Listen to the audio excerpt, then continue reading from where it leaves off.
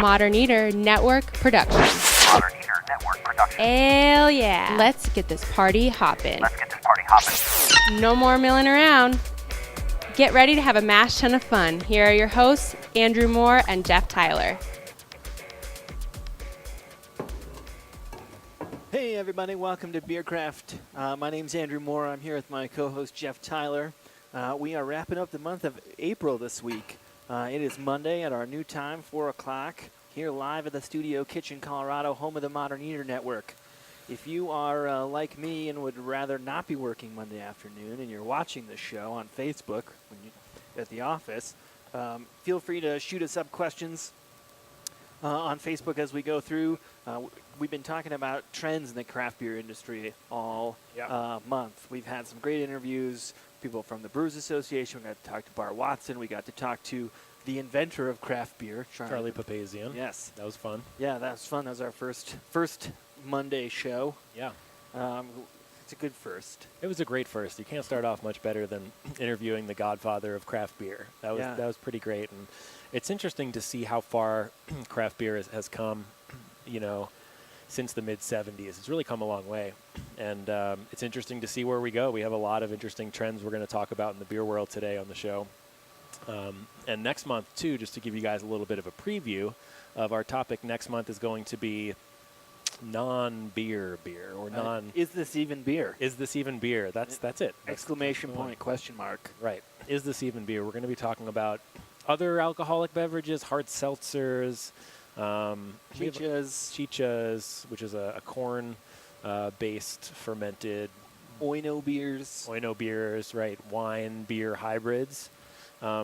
There's a lot of innovation, I think, as a result of the market maturity in the beer world, and it's interesting to see how people are changing what they're brewing to keep it nice and neat. Innovate, continue to innovate in the beer world. So we're going to be talking to lots of great folks in Denver. I thought, after this month was over, that my crystal ball of the future of beer would be clearer. It's not. It's not, though. It's more murky. I think it's murkier. It's like the more you know, the less you know. Yeah. Yeah, I was hoping for a little more clarity, too. But I think that's part of the fun of beer. Sometimes stuff kind of comes out of left field and surprises you a little bit, Yeah, I'm excited. And we've got, and it's almost May. It feels like May. It does, but again, and I don't know if it's just the curse of the craft beer podcast, the Beercraft podcast, but we almost had Snowpocalypse 3 today. I know. Every time we film the show, there's a snowpocalypse, although the snow today isn't really happening. We're supposed to get 5 inches of snow, but not anymore. They're saying 8 to 18 inches in the mountains. I think I'm going to not go to work and ski tomorrow. That sounds like a good plan. We should all do that. I think Winter Park is still open. Nice. So, but basically as soon as CBC ended, I was like, I hope it's May soon. I hope the sun comes out. I hope festival season starts. That's what I love about springtime is that beer festival season starts. And you were actually at a beer festival yesterday. You were at Belgian Beer Fest at Brews, right? Yeah, we were at the Belgian Beer Fest put on by Brews Beers, their badass Belgian beers. And it was a super cool festival despite the hurricane force winds. Yeah. Real sunny, tons of great beers. Omegang and Duvel were there. Oh, sweet. So it was awesome to get to try some of their beers and meet some of those guys as well as some great breweries. Liberati, who will be on the show next month. Yep. They were at the festival, and it's a fun way for me to kick off festival season. So, Belgian brewers are really well known for being very traditional, right? They have a strong set of traditions with their styles. I'm curious if there was anything at the Belgian Beer Fest that was sort of a little innovative or cutting edge or kind of was pushing the envelope a little bit. So definitely an increase in sour beers, which sort of I don't feel like a lot of people think of when they're thinking about Belgian beers. Paradox was there from Woodland Park and brought a bunch of sour beers. Lambic style sour beers or kettle sours? Because I don't think I've seen many German kettle sours. Belgian kettle sours. Yeah, so it's kind of an American intrusion into Belgian, and that's, I think, probably one of the many trends going on in the craft beer world is you sort of have this blending of styles where it's we've got American American Belgo IPAs, right, which are like hoppy Belgian beers. Yep. If you put extra hops in anything, you can call it American. That's true. We like extra hops here. Yeah, and you've got like breweries in England that are now doing American IPAs, but they're using some more British hops instead of like Pacific Northwestern hops, like West Coast IPAs. And so I think you're continuing to see that like blending of styles that kind of leads to innovation and new styles that often come out of that. Yeah, that's great. I mean, I like kind of like that cultural overlap that you can kind of take some history and some very traditional styles and put a new spin on it to help kind of bring a style out a little bit more. Yeah. Are you guys at any festivals this month? We have a couple things going on this month. Next weekend, we are going to be at the Big Wonderful, which is an awesome event. I know you guys have done a lot of those last year, but the Big Wonderful is doing their Derby event and then a Cinco de Mayo event this Saturday and Sunday. So it's going to be a big beer festival. There's going to be music. There's going to be vendors. There's going to be all sorts of stuff. So that's happening this coming weekend if you're looking for something to do on Saturday or Sunday. And then we're also the featured brewery at the Denver Zoo this month. So May 1st, we're going to have 4 of our beers on tap there. You can drink Spice Trade and wander through and check out all sorts of animals. You have a bunch of beers on tap, couple beers, just special zoo beer? We don't have a special zoo beer. We have a beer we did last year that was that was our Chai Milk Stout, but we did a collaboration with a local conservation group called the Katie Adamson Foundation, and what they do is they do animal conservation in Nepal and Africa, and we did a fundraiser with them with our Chai Milk Stout. It was called Chai for Elephants, or Beer for Elephants, actually. And we donated a portion of our proceeds from our Chai Milk Stout to help fund a project they were working on. So they were working on this project where, so poaching is a big problem in Africa with elephants. And what they were trying to do was prevent elephants and humans from being essentially too close to each other. So they built these beehive fences in between villages and where the elephants lived as a natural deterrent, because apparently elephants hate bees. And so they used that money to build these fences, and now they're also kind of helping to stimulate the local economy a little bit, because they're letting the locals kind of manage these beehives, get the honey, create the honey, get the revenue from the honey. So they actually brought some of this honey back with them. Oh, awesome! And we're going to use it in a beer this year. Oh, that's super cool. Yeah, so that was a pretty cool project, and I should have. So as a side note, my sister went to Africa and built some of those bee fences as part of her environmental biology degree. Really? But she didn't bring back any honey, so. Well, I got she's listening to this. I'm upset. Yeah. Where's the honey? Give me the honey. Because that's how that. I mean, but that's something else. I think as the market becomes more crowded, like we were talking about earlier this month with Bart Watson when we were looking at some of the economic data. It becomes more of a like a professional business, and where marketing plays a huge part in how those beers are perceived. And part of it is how do you tell the story of those? How do you tell the story of your beer, right? When you take a beer to market, you take a beer to the zoo, right? How do you tell the story of this beer? And I think if you're brewing beer with honey from African bee fences, right? That's a pretty good base platform to start telling that story. Yeah. Yeah, I agree with you. I mean, I think it's the story, especially with the style of beer we make. It's very important to kind of tell people where the beer comes from and the story behind it. And it's for a good cause, and it's something that we believe in helping and kind of working towards. And we, like you, do a lot of work over the tap room and at events to kind of let people know, hey, this is the beer we're making, this is the story behind it, and hopefully people get as excited about it as we were to make it. Yeah, that's awesome. Yeah. Yeah, so I mean, I think we should dig into. So today we want to talk about trends, right? We're talking a little bit about beer trends. We do a lot of beer and food pairings, right? We love food. Yeah, we actually just did a beer dinner last Thursday with Oscar Blues. They're at a location down on the 16th Street Mall. Oh, nice. Yeah, we did a 5-course pairing dinner with some of our flagship beers. It was a ton of fun. We had about 15 people come out, and Oscar Blues has a really nice spot in the back.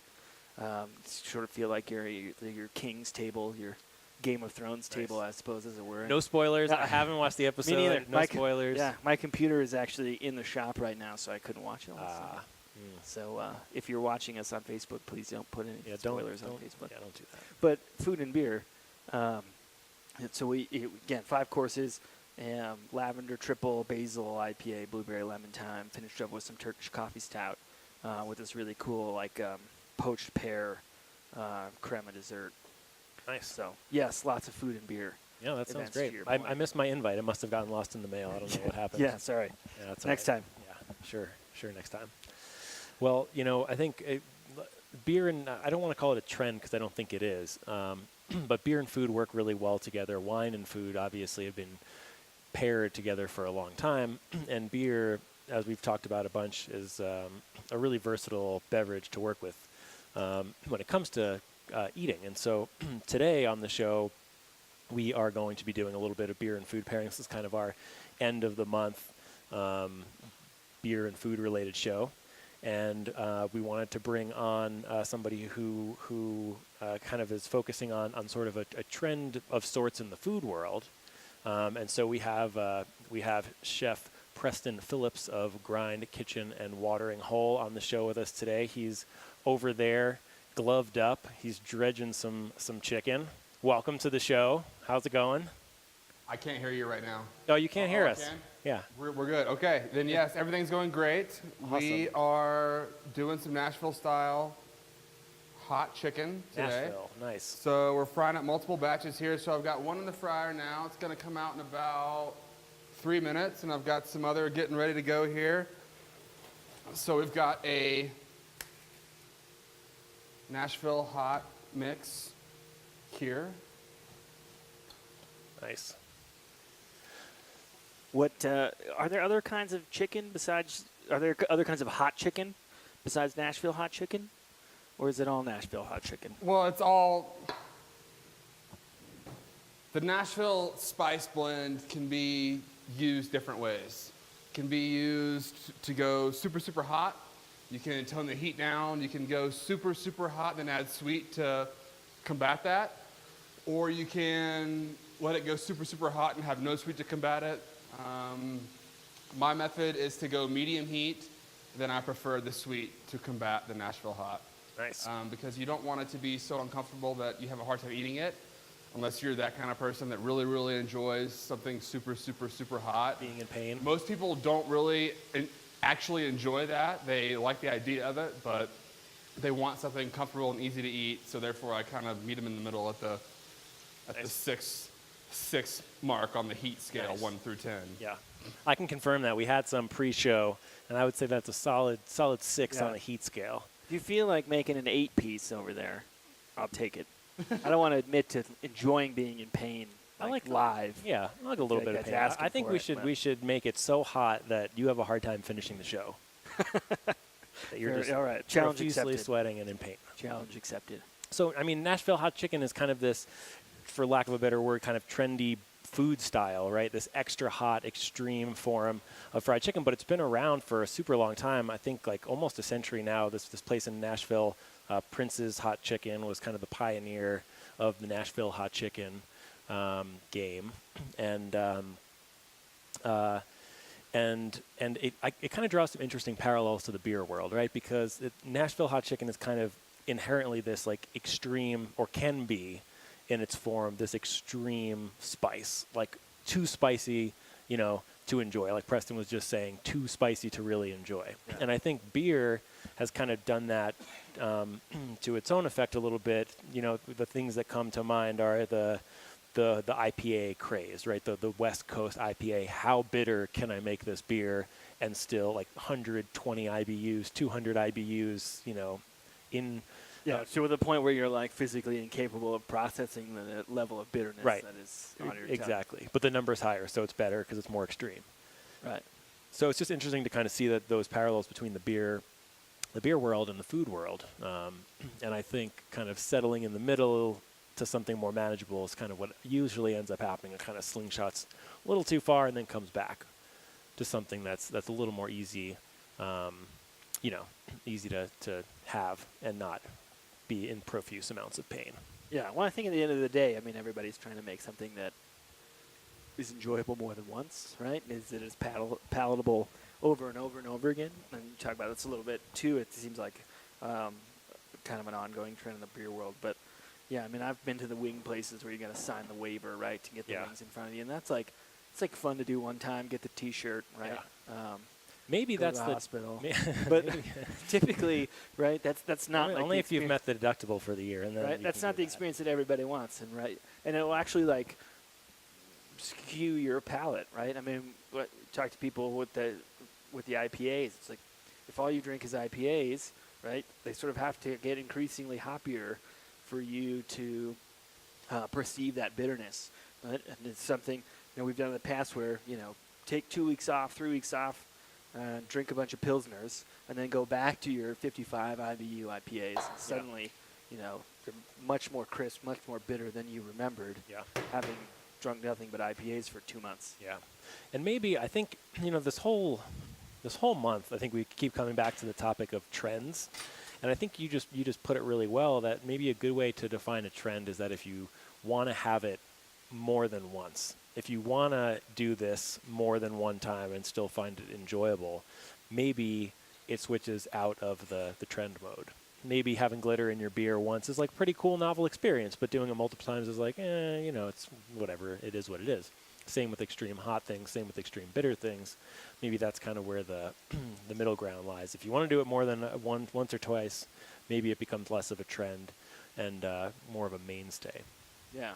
Well, I mean, that seems to be generally what pushes things out there, right? You've got to have the whole spectrum of events going on, right? So you've got to have the 250 IBU IPAs, and you've got to have the 45 IBU pale ales, right? And everything in between. And that's sort of what leads towards the trend. You've got the crazy guy, the outliers sort of pushing us all towards more hops. And I think it's probably the same way with spice. I mean, look at peppers, right? Now we're genetically engineering peppers to be like off the Scoville charts, so that you look at them and have a reaction, right? Start from across salivating the from across the room. Just start sweating at the mention of their name. I kind of feel like that from across the room with this bowl of death sauce here. That maybe death sauce is the wrong word, but that Preston is mixing up. So he's got that's the Nashville spice blend that you have there. Yeah, that's what we're finishing the Nashville chicken in. So can you tell us I'm just kind of curious what spices are in there. So the whole thing behind Nashville is your chicken is fried just like you would fry it normally. But then when you finish it right out of the fryer, you have a paprika, cayenne, sugar ratio powder dredge. And then you want to take, sounds gross, but you want to take your somewhat spent fry oil and make a pretty loose paste out of all that dry, and then you're gonna just let it drip off of the chicken as it rests and finishes cooling. So most of that heat, most of that spice is gonna come from this sort of paste or glaze that you put on at the end. Yeah? Yeah. Gotcha. And you put a little bit of that same spice in the dredge, in the flour before you fry it? So paprika and cayenne are both in the flour dredge as well, yeah. Okay. Yeah, so I always kind of love seeing the layering effect. We talk about it a lot with beer, right? with chicken, you're layering these spices, you're putting some in the dredge in the flour before you fry it. Yeah. You're kind of finishing it off with a more concentrated form of that oil and mix at the end. And I feel like there's a lot of parallels with that in the same approach to brewing beer, where you're kind of putting the same ingredients in throughout the process at different points to kind of, accentuate or balance those flavors out a little bit. Yeah. Yes, because I know that you guys are often sort of layering flavors when you are brewing, like with lemon or something like that. You guys had a lemon verbena, is that right? Yeah. Yeah, last year we did a lemon, we call it our limoncello saison, and we had lemon verbena, we had lemongrass, we had lemon drop hops, we had lemon zest, and we had lemon juice.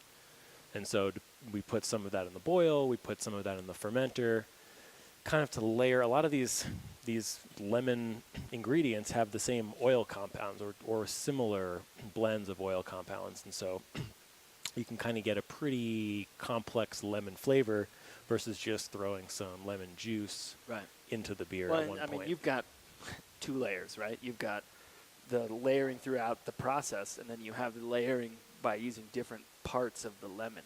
Right. Right. So it's not just like, oh, lemon peel in the mash, lemon peel in the boil, lemon peel in the fermenter, lemon peel in the hop rocket or whatever. It's actually like 5 or 6 different methods of getting that lemon flavor in addition to stacking it throughout the process. Yeah, so you kind of have to balance the intensity of each one of those ingredients to make sure it tastes like what you want it to. But if you have too much lemongrass, it'll be a little too grassy, or too much lemon verbena, maybe it's a little bit too herbal, or it's just logistically challenging to find that much lemon verbena. So part of it is that. But yeah, we try to layer, and I'm just mesmerized. I'm losing track of thought because I'm watching this honey just melt all over that chicken, and I don't even know what I was going to say because that just looks pretty awesome. It does. It looks amazing. The balance, the sweet to the spice. You think that's African beehive honey? I think that came directly from Africa. I think that's what Preston told me before the show started. Honey bears from Africa. Oh, yes, the Tanzanian honey bear. Yeah, the Tanzanian honey bear. And that's interesting, too. I mean, honey is one of those ingredients where you don't think of as having a different flavor profile, but different honey has a completely different flavor profile depending on what flowers the bees were pollinating. We use this one honey called meadow foam honey in sort of a hot chocolate-inspired beer, and the honey tastes like and smells like marshmallows. It's wild, and that is amazing. That's like a volcano of magic right there. Chicken volcano. I like that. You should have some of the Nashville hot sauce come like spewing out of the top. That's pretty good. So when you're at Grind and someone orders Nashville hot, do you think they have the expectation that this is going to burn my mouth? No. People, half the people that want to order Nashville hot strictly want to order it because of all the hype. On the subject of food trends, that's what it is. Yeah. So that's why I have the spice level so low. Yeah. It's because you get everyone and their mom that wants to try fried chicken. Only so many places they can try it in Denver. So chances are they haven't had it before. They want to try it. Mm-hmm. So you can't light them up the first time they have. You just don't want to do that. Yeah. So yeah, you want to keep it reasonable as far as the heat goes. For the most part, you can have certain heat levels, but it's a pain. You want to have 3 different bowls of Nashville dredge that you can choose 3 different heat levels from. Yeah. Not really. So if somebody comes in and they say, I want to be in pain, give me the hot. I'll do that for them. You do that for them? Do you kind of do it spitefully a little bit? Because I feel like when you go to Thai restaurants and you order the extra Thai hot, they're like, oh, this guy's going to get it. Oh, and yeah. They just light you up. Oh, yeah, they will. With pepper. No, you're definitely right. But yeah, I prefer to not light them up. It's like that with all things in restaurants and kitchens for me. I hate overly hot food for no reason other than just make it hot. Yeah. Like that, I hate that. Why do I want to be in pain tomorrow because you just want to make something hot so someone can say they sweated over their dinner, I don't need all that. I like it to be, I like for the heat to complement the flavor, not the heat to overwhelm the flavor. It doesn't matter how hot it is if there's no flavor behind it. And sometimes people get too out of control with how they think about that kind of thing. So I try to. Well, you're doing something right because you got kind of recognized by Westward as top 5 Nashville hot chicken in Denver. So congrats on that. That's pretty awesome. I appreciate it. Yeah, and I think you have to have that amazing fried chicken base in order to even be thinking about being put on that list, and clearly you have that down. Well, you've got to fry the chicken right to begin with before you can Nashville it. So that's a whole nother step. It's got to be brined. You have to use, the right buttermilk. You got to use your right, seasoned flour to even get to the step to where you can have the Nashville. The Nashville is very much we charge extra for it after you order the original chicken at the restaurant. So it's not like all the chicken comes like this. And some people don't like it like that. Me personally, I like the regular chicken with the honey versus the Nashville hot. It's just me personally. Yeah. But people like it, so we have it for them, and it's great. But it's not something that I seek out myself. It's not my style. But it's great for, people dig it. It is what it is. Yeah. It's kind of like brewers gravitating towards Pilsners. Right. It's like chefs gravitating towards just like the OG fried chicken. And the thing with this too is a lot of people, if they knew the process behind it, like it's spent fry oil and dry, spice. It's good and it tastes good. But if you were to tell like your average person that that's how I do this, they wouldn't. Like they'd be like, "What? Spent fry oil and dry spice?" They don't think about it like that. So it's kind of crazy. Like my mom, she thinks it's nuts that we do that. It's crazy. Spent fry oil, not the next superfood after acai berry. Acai berry, kale, and spent fry oil. Yes. So not totally spent, just like halfway there. Yeah. A little bit of flavor. No, that's awesome. So how does I would say where does the trend come from, other than Nashville, obviously? But right, it feels like in Denver, there's recently in the last 6 months, 8 months, been this kind of explosion of Nashville hot chicken. I'd say about a year and a half now. Okay. Year and a half so now, I'm not a chef. I guess I'm behind. Yeah. Well, people started doing fried chicken. And Yeah, then, sure. The whole Instagram thing, people see all these, people see posts like this of chicken mounted up like a pyramid, just a big shrine and that's where I got my idea from, was seeing all these different, places that are, putting a shrine on the bird and doing things like that. I thought it was really cool. It's a very, primal sort of, extravagant way to present something. So it kind of, people automatically are like, whoa, it's that immediate reaction when it comes to the table. It's like, holy cow, I've got this big Got a little plate. showmanship to it. Right. And so, like when I serve an 8-piece like that and it's all mounded up high and it walks to the dining room and people get so excited about it, it's good food, but at the same time, it's kind of a novel thing too. Like people want that big plate of chicken. It's hard to get. You can't really get chicken like that anywhere. Yeah. Well, there's something primal about it. It makes me want to tuck the napkin in the shirt collar and well, anytime you're sit eating down food and off the bone, I feel like it with your hand. Like you got to eat that with your hands. It's like a big stack of meat. Like you got to eat it off the bone. It kind of brings your inner caveman out a little bit. Yeah. And what have you dressed it with? What are we looking at on top of the chicken? I drizzled quite a bit of honey on top. The honey is very special with this. You have to have the honey for this. You don't have to, but it's makes it very, very nice. And then just some house-made pickles, the same recipes at the restaurant. Just very quick pickle action, nothing too crazy as far as fermentation goes. But just tasty stuff on a plate. It's got a lot of flavor. You know what I love about it too? It's like people think Nashville hot, or they think just hot chicken or whatever in general, and you just think spice, right? That's all you think of. But like you said, in the spice blend, there's sugar. Layers of flavor. There's layers of flavor. There's sugar in the spice blend. There's sugar in the honey. There's acid in the pickles. Acid in the pickles. So it's got a pretty wide range of hits a wide range of kind of flavor. Flavor. There areas. is that perfect bite that you get when you get that nice little piece of meat off the drumstick, and then with the right amount of honey, and then you take that little bite of the pickle, and it's special. We're missing some biscuits. I know. Yeah.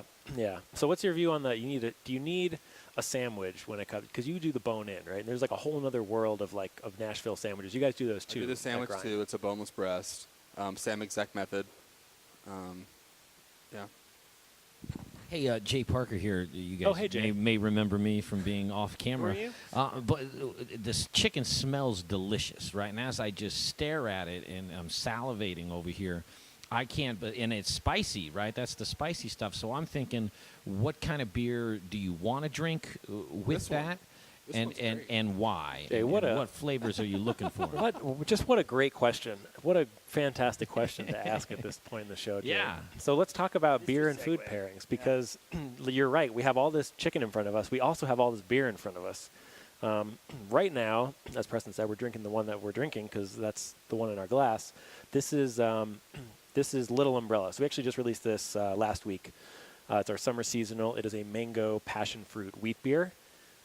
It's not going to be super heavy-bodied as far as wheat beers go, and it's also not going to be super fruity. We put the fruit in kind of near the trail end of fermentation, which allows the yeast to eat a lot of that fruit sugar, so you don't end up with a really fruity beer, but you do get that slight tartness from the passion fruit, and a little bit of kind of green mango sweetness from the mangoes. I think it works really well with this because it kind of adds a little bit of that sweetness to help balance the spice, and it's not too filling, so you don't kind of get too full when you're drinking it and eating at the same time. Oh man, that's a beautiful shot right there. It is. That's going up on the Beercraft Instagram feed ASAP. Yeah. So you brought some beer with you too. I Yeah. think we might need to crack some of that open in a minute here. And Yeah, I was curious to see. I brought a couple different flavors. Curious to see how they play with the spices in the chicken. So yeah, just bringing some beer, not knowing sort of the intensity of the spice in the chicken. We brought a couple things. I think we've talked about this in the past with beer and food. Is there are a couple ways to come at pairing, and sort of the ways that a lot of us have been taught through like Garrett Oliver, Brewmaster's tables, that 3 C's, right? That cut, complement, or contrast. And so I brought the Basil IPA because IPAs tend to kind of complement that heat, right? So if you got a lot of spice from the chicken, and the bitterness from the hops and from the basil stem and flowers, kind of turns the intensity of both of it up, and you get this perception of it being spicier than it really is. yeah. Brought the lavender triple. Lavender triple, real effervescent. The lavender gives it like a little bit of kind of like a floral spice. Maybe ties into that honey a little And bit. it ties into that honey a little bit, definitely. I'm excited for that one. And so I think that'll be really interesting with chicken and with the pickles. And then we brought one of our recent additions to the menu is a blueberry lemon thyme. Which I have on tap at the restaurant, and it's going phenomenal. Great beer. So yeah, which you can get with your Nashville hot chicken. Yeah, you too can do this pairing. You too can do this pairing. All you have to do is go to Grind Kitchen and Watering Hole. Yeah, and where is Grind for those who don't know? So we are at 3rd and Fillmore in Cherry Creek, 300 Fillmore Street. 3 blocks north of the mall. Nice. Got a little patio out front. Patio out front and on the side. Yep. Lots of patio space. All about that patio life. Patio season, man. Yeah. Whenever we're not recording the show and it's Yeah. not 32. Yeah.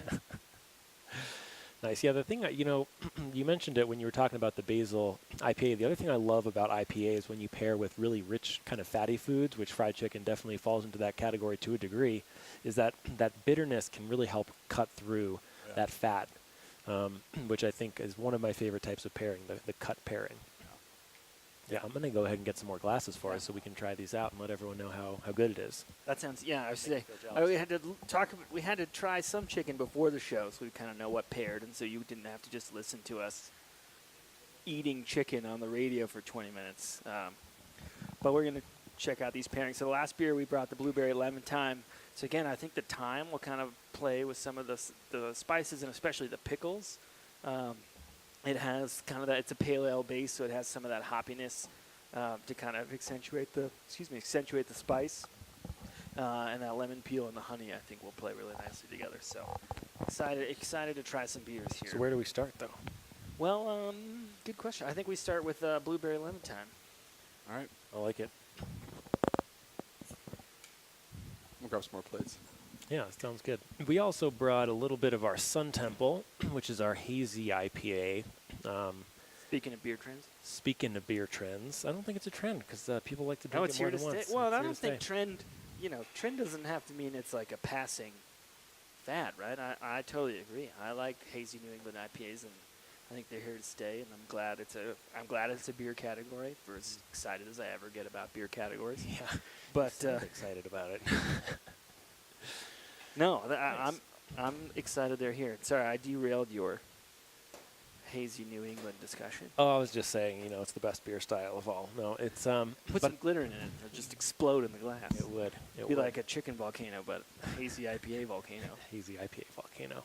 Yeah, it'll be interesting to kind of try this because this next to the basil, because the basil's a little bit more on that bitter end, and I like that like almost herbal level of bitterness that you get from those basil stems. Smell. I couldn't smell it as well. It just smells amazing. Get a good audio clip of you smelling it. Yeah. How's that? Yeah, that's pretty perfect. Yeah, that's a sound clip right there. Yeah, this looks pretty delicious. So we're starting with the blueberry good. Starting lemon with the blueberry lemon thyme. thyme. And when you're going to your trendy beer and food pairing dinners, I always recommend people try the food first, especially if it's something like you were saying with the chicken where it's a little bit fattier, because a lot of the oils, the fry oil, the fat from the chicken, it's all going to kind of lay on your tongue. And then when you drink in the beer, all that carbonation, that effervescence that's in the beer is going to lift those fat molecules off your tongue. You'll actually get to taste both things together at the same time, as opposed to just taking a sip of beer, taking a bite of chicken. Yeah, and that's the crazy thing about taste. People think about taste as, what do my taste buds on my tongue taste? Sweet, sour, salty, bitter, and umami. Right. But so much of flavor as you perceive it is actually aroma. You have like about 10 million different flavor receptors in your olfactory bulb in your nose, and that's really that combination of the aroma molecules that are moving through your nose as you eat and drink, combined with the taste receptors on your tongue, are really what drive flavor home. So when you have the beer after the food, like you're talking about, it helps kind of bring all those flavor molecules, both in the food and the beer, up into aerosolized form, and that's how you can really, really appreciate all that flavor. So I'm going to go ahead and appreciate some of this flavor. Yeah, I'm already appreciating. You're already appreciating the flavor.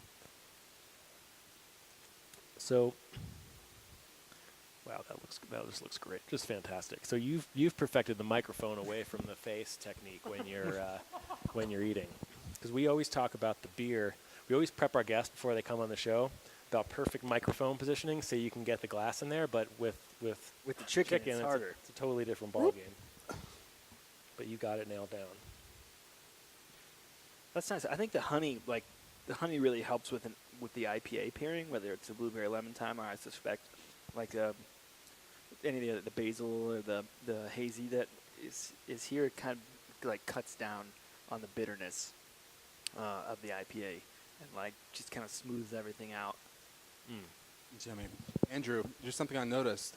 I'm getting a lot more time on this than the last batch. Oh, interesting. Well, so it's a little bit warmer, probably, than it's coming through the draft system, and so I think often as it warms up, that time character tends to come through a little bit more. That's crazy. The other thing we've noticed is that over time, the time flavor kind of grows. We've found that like anytime we have a beer with multiple adjuncts, right? In this case 3, they all have their own flavor curve in terms of like the duration of the flavor. So like when we release a beer like our ginger and lemongrass Kolsch, oftentimes you'll get like a bunch of lemongrass for the first couple of weeks, and then that lemongrass will kind of fade and the ginger will become more prominent. And there's often like a sweet spot where both flavors are playing really well together. Interesting. But they never last for the same amount of time. I think we should do time pairings where you pair the same beer over a certain amount of time and kind of see how those flavors, because you're totally right. The flavors change a lot, and I think the time's coming out a lot more than it was when I first tried it. Yeah, again, I think it's warm. Again, the other thing is that whenever you're brewing with herbs, especially dried herbs, the oil content in the herb is a little bit different every time. So like when we do basil IPA, we use the same amount of basil, same basil supplier, same everything, but the basil character is a little bit different every time because that oil content in the flour is a little bit different every time. Yeah.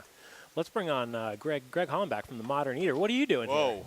I heard there's a show going on. Yeah. And chicken and food. Yeah, you want some? Oh, my goodness. It's delicious. But do we have time for a happy birthday? We do. We always have time. Look who's here today. Oh, Chito's here. It's his birthday today. And he's no stranger to beer or food. No, Chito made us a delicious delicious dessert. I guess we made the beer with the stout at the end of February. Yeah. Stout month. Yep. Cheeto, happy birthday. Thank you, guys. She's Cheers. 33, Cheers, huh? Chito. 33. What a perfect age. Well, Great because it's age. same forward and backwards. No, and he's a young man. He's got his whole life ahead of him. He's did you know he left Las Delicias? Yeah, he's I had moving no on up. idea. He started his own food truck. Food truck. now. Yeah. Las 2 Xochitl. weeks, So when does the food truck open? May 7th. All right. And where's it going to be? We're gonna In have front it of your in brewery. front of your place. brewery near Permanently you. parked On in May front of 7th. Yeah. On May 7th. Grand opening is going to be right here May 11th. Okay. So At you guys the are kitchen. welcome at the kitchen. Breweries, beer trucks, food trucks. It's Yeah. a big, important part. Do you ever keep that in mind when it comes to booking Oh, a absolutely. food truck? Yeah. How that'll pair up with your beer? Oh, absolutely. Yeah. Especially so every 6 or 8 weeks or so, Intrepid Sojourner will do an event to kind of highlight a particular culture or region that's inspired some of our beers. So the next one coming up for us isn't coming up until July, but it's Bastille Day. And so we usually brew some kind of French-inspired beers. We usually bring in some other breweries who specialize in that as well. And then, we often look for a food truck who is willing to do something similar, maybe pair with the beers that we're releasing for the event and do something that kind of speaks to, in this case, like French cuisine and French culture. We just did it with Greek Independence Day in March. The owner of the food truck actually lived in Greece for a long period of time, so he's really excited and came in and made these sort of Greek-inspired dishes and showcased some of that cuisine. So, cool. Often we think about Cheetah that. would pour beer off of his truck if you could, wouldn't you, Cheetah? Oh, heck yeah, dude. I know that. That'd be It's my good. favorite beer in Colorado. Limitations to that, and And that's then the second one's the gingerbread. Yeah. That one was delicious. That gingerbread Bach. Spice Trade and Yak and Yeti, though. Yeah, so we have a full kitchen. We're inside the Yak and Yeti restaurant. So Yak and Yeti does Indian, Nepalese, and Tibetan-inspired food. So a lot of definitely spice-driven food. So that's why I kind of like this Nashville chicken, because I'm very used to trying to work with spice-heavy food. Did that inspire your beers? I think so. I mean, obviously the chai milk stout takes a ton of influence from the restaurant. The chai spice blend we use is our secret family recipe from Nepal, and that goes right into the beer. We make a jalapeno infused pilsner, which I love. I love that. I was thinking about It's one of bringing the best jalapeno beers I've ever had. It completely so is. good. Yeah, and we use fresh jalapenos every time. And the hardest thing with that beer is that when you smell it, it smells like jalapenos, and it smells like you're about to get burned. And then you drink it, and it's more mellow. And the problem with that is, how do you get that spice level the same every time? Because every batch of peppers, depending on the year and all these other factors, are different spice levels. Sometimes you eat them and it tastes like a green bell pepper. Sometimes you eat it and it's like a habanero, ghost pepper. And so what we do is we blend, we kind of make a concentrate infusion with the jalapeno. So we make it significantly hotter than we want the final beer to be. And then we back blend it with the base beer that we use to kind of create an even spice profile from batch to batch to batch. Man, the similarities between brewers and chefs. Yeah. Wow. Yeah. Because we don't want it to be too hot, right? Some people get a jalapeno beer, and maybe they want it to be ultra hot. But just like you're talking about with a well-balanced, Nashville spice level, we want to do the same thing with the beer, where we want people to be able to drink a whole pint of it, You don't go to a bar or a brewery to get a 1 ounce pour of beer and have it be so hot you can't taste anything for the rest of the night. We want it to be balanced. So getting that balance is something we strive for. Well, because of the basil IPA that you do at Intrepid, has that great balance. But don't you want to? I mean, especially if it's in the name, whatever the spice is. People think it should be just off the hook but probably shouldn't be, right? I mean, are there ever beers you have that in the name and I can't even really taste that? Everyone's palate is different, and we definitely often get a whole range of reactions with a particular beer. We were talking about the Belgian Beer Fest at Brews Beers yesterday. We took our lavender triple, and we can crack it open here if you've got some empty glassware. But I think you'll find that I'll round some up. You get everyone, you get the whole gamut, right? You get people who are like, "Oh my God, this is way too much lavender," and you get people who are like, "I thought you said you put lavender in this," and and we're always striving. I'm always striving for something that's sort of balanced with the grain bill and the hop bill, where we're not trying to make yellow alcoholic lavender water, right? Yeah. We want a beer that has lavender as one of the flavors that it's incorporated into the flavor profile. That's cool, Andrew. That's really good. It's like the Nashville hot. You think, well, this I might not be able to take it. It's just going to blow my socks off. And as Preston was talking about, that you want to walk that one, you want to have that balance, but you taste it. It's an even flow to that delicious recipe. I think Jeff would probably not disagree. I mean, we both kind of think of ourselves as like hyper specialized chefs, right? We're certainly not on the level of our guests, but like we make beer and we approach it kind of as food, right? And some similar approaches to the way of talking about spices, layering flavors, and all those kinds of things, where it really is. And that's one of the reasons we enjoy doing these beer and food events so much, is like beer is food. We want to get beer on the table with great food. In this case, Nashville hot chicken. Yeah. What came How first? much did you learn last year working with these guys at the Summer Series dinner and working with the chefs? Oh, a ton.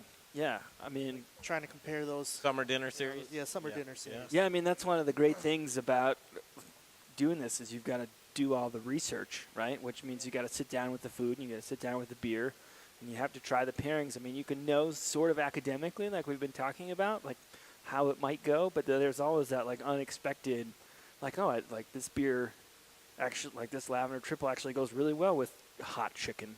It's not something I would have immediately like put together. And sometimes the opposite happens, right? You have a pairing that you thought should, based on what's in the beer and what's on the table, it should be really good, and it's just not. Well, it's like what came first, the chicken or the egg? Do you build the meal around the beer or the beer around the meal? I think it depends. I mean, it depends on the meal. It depends on the chef. It depends on what you're trying to showcase. I think traditionally it's been you pair the beer with the food because the beer's already ready. It takes 3 weeks to make the beer, and so you have you have the beer. Great point. And I kind of my beer. I like flipping it the other way. I like saying, "Oh, you have this," and we've done some small test batches just to try to make something weird that will go with food, which I think that part's fun. It takes a little bit longer. It's not as instant gratification as cooking a meal for someone, but it's kind of cool to flip it on its head a little bit. That's what's going to be cool about the new project that you have coming up with Spice Trade. Yeah. And that project, I think you're going to be able to do a little bit of both because the food that you have the luxury of being able to serve food, your own food from a kitchen, and you'll have the luxury to be able to say, well, that's a great meal. Let's maybe try and brew a beer around that meal. Yeah. Yeah, so the new location that we're working on opening, hopefully fall this year, going to be the Spice Trade World Tap Room and Kitchen. We're going to have down south That'll be fun. in Greenwood Village, Denver Tech Center. Excited. So we're going to have a full kitchen, and it's going to be very beer and food pairing focused, but it's going to also be focused a lot about street food from around the world. So super approachable food, nothing too high-end, too fancy, something that's really approachable to people. But the food menu is going to change to focus in different regions of the world, and the beer menu is going to change as well. So there's going to be a lot of opportunity for that crossover. Yeah, seasonal, yeah. That's really cool. The beer and the food pairings and talking about this summer dinner series, I think you're right, Andrew. A lot of times it's just trying. Give it a shot. You don't know unless you give it a shot, but it's an interesting thing. Is it going to wear off? The beer and food dinners? Is wine making a resurgence when it comes back to food? Will it ever leave? Because I know it fell off for a little while there. Yeah, I mean, I don't know what the numbers are behind wine, but no, Chito's over here shaking his head no, and I agree with him. I don't think so. Like, I think it's just going to continue. I mean, and this is one of the things that I know a lot of breweries in the Colorado area and across the country are working on. Talking to CBC is this kind of ongoing process of education, right? And it's like you've got these complex flavors in beer. You've got the proprietary chai spice blends. You've got the fresh jalapenos. You've got blueberry and lemon and thyme, and all these kind of complex things going on. And it's just going to kind of take a lot of time and a lot of patience to be like, hey, this is a great pairing alternative, right? You can go to a great restaurant like Grind, or like we've done dinners with Urban Farmer, where you would expect a glass of red wine because it's a steakhouse or whatever, and you can find a beer that's going to go with that steak, maybe even better than the glass of red wine with that steak. And that's just going to be a process of summer dinner series, of food and beer pairing dinners, of continuing to be out there. I would say a great way, a lot of local breweries are trying to further that education is Craft Beer Summer School. Right. So Craft Beer Summer School is something that's taking place here in Denver on June, July, and August. So it's 12 breweries, 3 4-week options, and you'll have a technical brewing option, you'll have a brewing outside the Reinheitsgebot option, and you'll have a kind of beers of the world option. So like Jeff and I are doing the outside the Reinheitsgebot. You got breweries like Jade Mountain and Brews Beers and Dos Luces doing the beers of the world, and you've got some really world-class breweries like Woods Boss and Alpine Dog and Co-Brew doing the technical brewing stuff. Itters. So that'll be a way to keep that education going. I remember last year was a big hit, and it sold out pretty quick. People can get on that vine right now, can't they? Yeah, so any of the breweries involved will have an event on their Facebook page. You can get tickets on there. You can go to Spice Trade or Intrepid Sojourner. We can throw the link up on the Beercraft page, too, just to make it that much easier for people to see. Because it's really cool, and it's kind of an unprecedented opportunity to, like, go behind the scenes and see what the professionals are doing and see what some of the best people in their industry are doing. Bierstadt Lagerhaus is making some of the best German beers in the country. Yeah. Brews Beers is making some of the best Belgian beers in the country, and they're willing to open their doors for you for a pretty nominal fee, I think, to show you what they're doing. Yeah, I think it's pretty approachable too, and there's some like university level brewing programs you can do, which will teach you about technical brewing and business aspects of brewing. But there's really nothing else out there quite like the Craft Beer Summer School, where you get to go behind the scenes at all these world-class breweries and learn exactly how they're making the beer. And I agree with you. I think education is a super important component to furthering beer along. I think the great thing about beer too is it has that opportunity to kind of take away some of the restrictive or pretentious aspects of wine pairing, right? Mm-hmm. Beer is the people's drink, and it doesn't have to be super fancy and high level pairing. It might just be like, it doesn't have to be expensive either, right? I don't have to spend $120 on a bottle of wine. Does it have to be the traditional thought of beer? I know that, Andrew, you talk a few times about, drink it like a scotch, drink it flat. Oh, sure. I mean, what are some more, and that's a Preston's alley as a kind of a spirits cocktail kind of guy, to making that beer.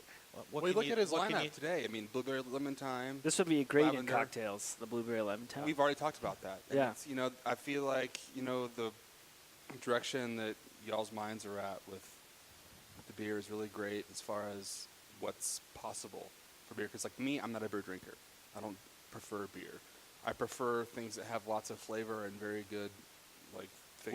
Would you think of drinking it like a scotch? And talk about how you can do that. I would. Yeah, I mean, we've done. We'd do like big beers, like English barley wines, Russian Imperial stouts. I mean, they can be great with a low carbonation. They could be great flat. They could be great at room temperature.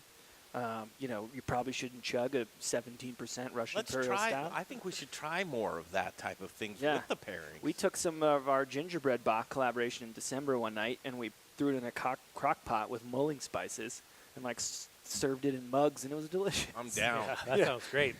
Man, I wish that beer was around year-round. Yeah, maybe one day. First of all, thank you. First appearance on Beercraft. It was an honor. I wanted to say happy birthday, Chito, but I love the conversations you guys bring. Yeah. It's great. It's not only for the brewers, but it's for the people that enjoy beer like all of us. And you're right on your way, Preston.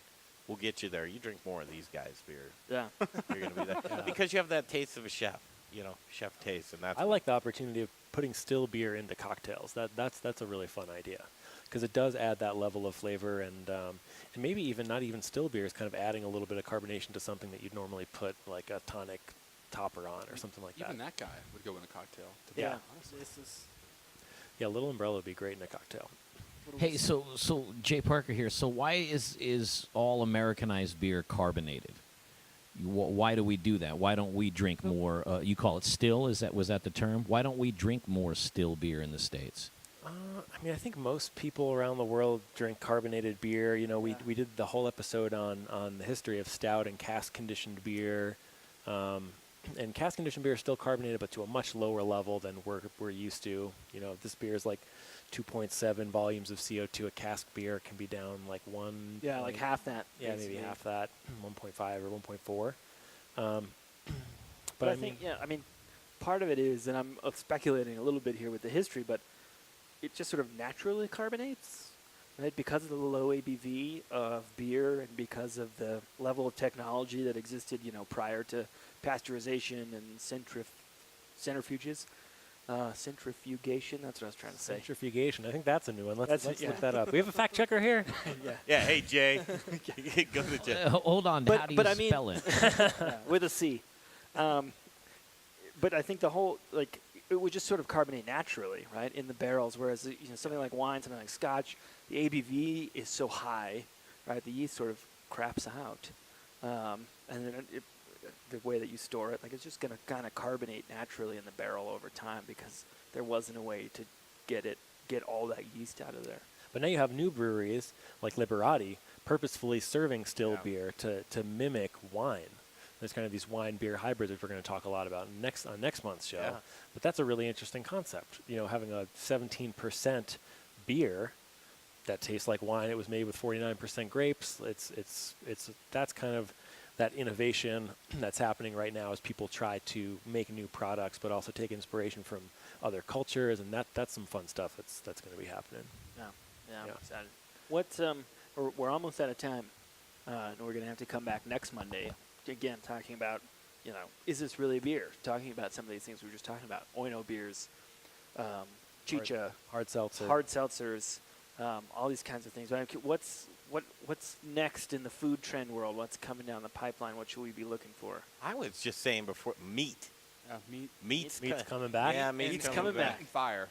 Fire? Okay. Yeah. So like meat and live fire. Yeah, like going back to cooking over a live flame.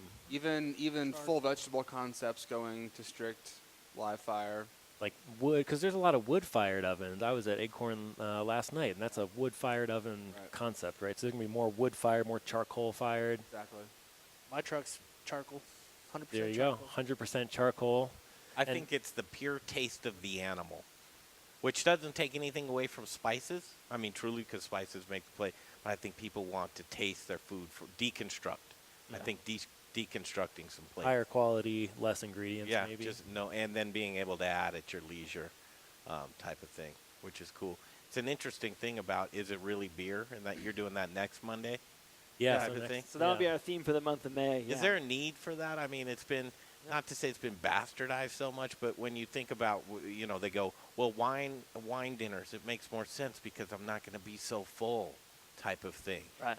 So we like to do wine, but it can be, beer can be consumed in a different form. Is that why these different variant styles? I mean, will beer ever be able to be looked at as so diversified? I mean, I think beer inherently can be more diverse than wine just because of what you can put in it as an ingredient. I love wine. Wine's great. I think wine goes really well with food because it has a lot of acidity, which helps digestion, and a lot of alcohol, which kind of does the same thing. But does the nomenclature have to change? I mean, is it Ono beer? Oino beer. Yeah, that's probably something Italian. It's a wine. Yeah, it's a wine beer. Essentially, a wine beer hybrid is what it means. I'm just wondering if the nomenclature needs to change with beer.